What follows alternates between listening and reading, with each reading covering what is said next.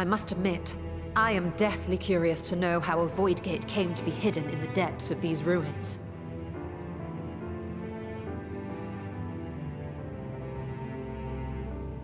To tell that tale, we must first peer far to the south, and even further into memory.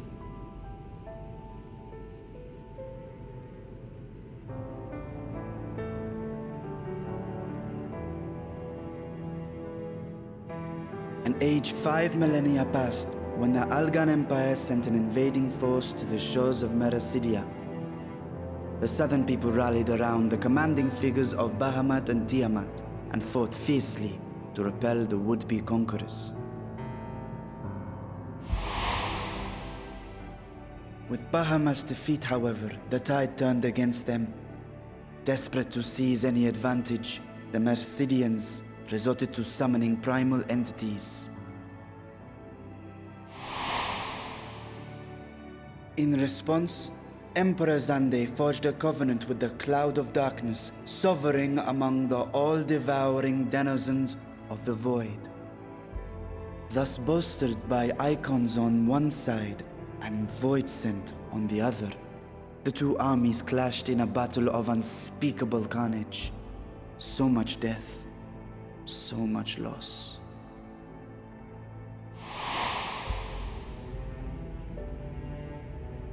I consider myself well versed in that period of history, yet you speak as one who witnessed it happen.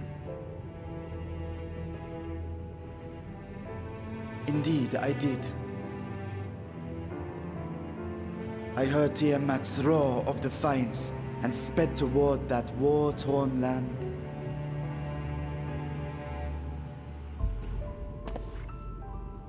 Along with my sibling, Ashdaya.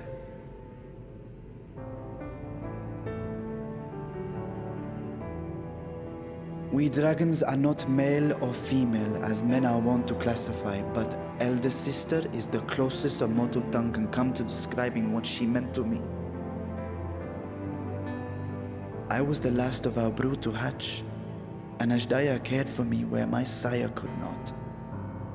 Thus I was with her when Tiamat roared. I was with her when she journeyed south, and I was with her when she fought against the Void-sent hordes.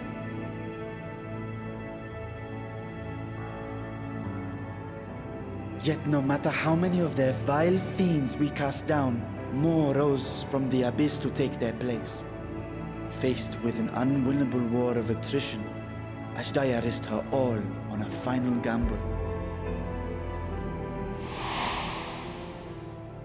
She plunged through the Void Gate itself to strike at the root of their strength.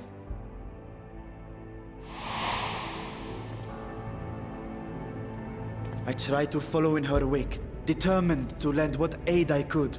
But even as I came upon Alag's glittering tower, I saw the rift close behind her.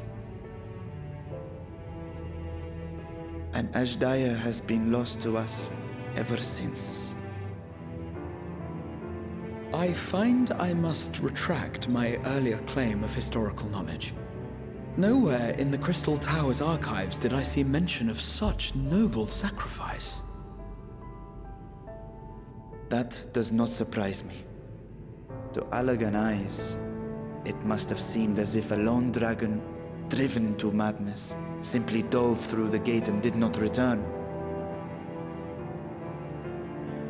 For my part, I spent long years searching for the means to reunite with Ashdaya. Until I could search no more. Until Alag was dust, and the art to open a void gate large enough to accommodate a dragon forever lost. Yet you have the beginnings of a gate right here, under the control of a harnessed device.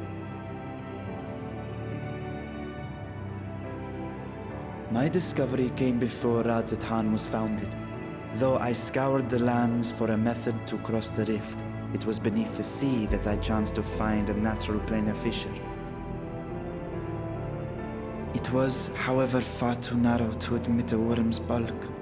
Only after our city rose upon the rock, and I could enlist the aid of our talented alchemists, did matters take a favorable turn. Their dedication was beyond reproach. Tirelessly, they worked to expand the fissure, and after decades of toil, it finally grew to a size that a child might pass through.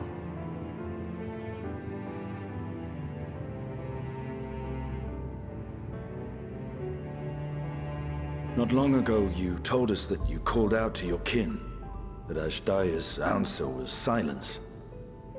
I suspect the conclusion to your tale is not a joyful one.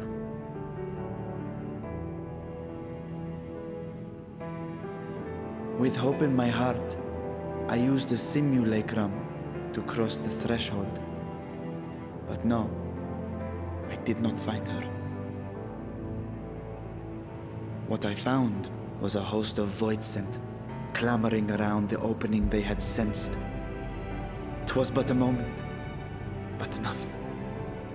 I had no choice but to retreat and allow the portal to contract once more. The gate was a threat to your people. You had to decide between endangering Razathan and abandoning your sister. And you chose the latter. 'Twas not that thy siblings scorned thy call. 'Twas that she was trapped beyond a barrier through which neither roar nor dragon may pass. Even now, in the desolate world of the 13th. I can scarce imagine your pain, yet it was wise not to linger in that place. Too long a sojourn, and even a being of your power risks being warped into a creature of the void. You've seen this phenomenon before, when we stepped into the darkness.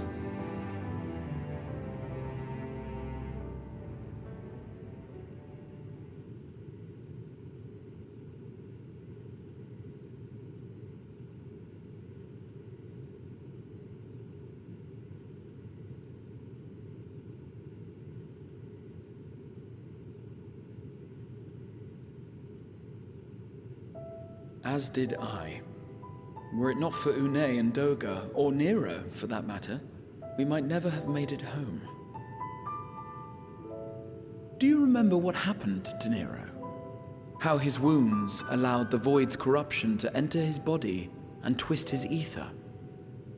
Had it been allowed to progress much longer, I presume he would have been fully transformed.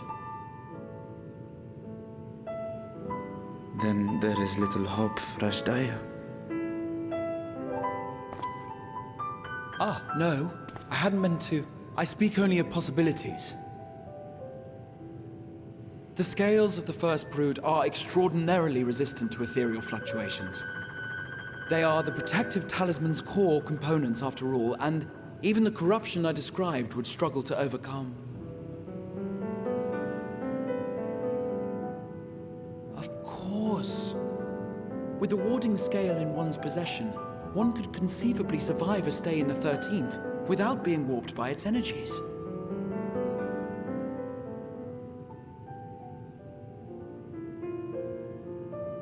Be that as it may, it is too late to rescue my sister.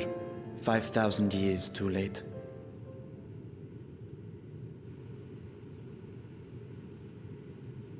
And now countless others look to me for guidance and protection.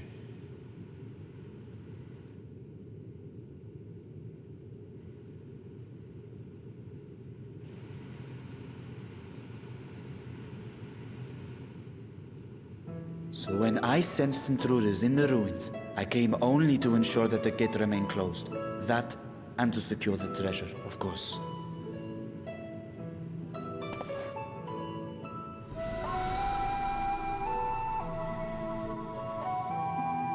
I wish only to forget the rest.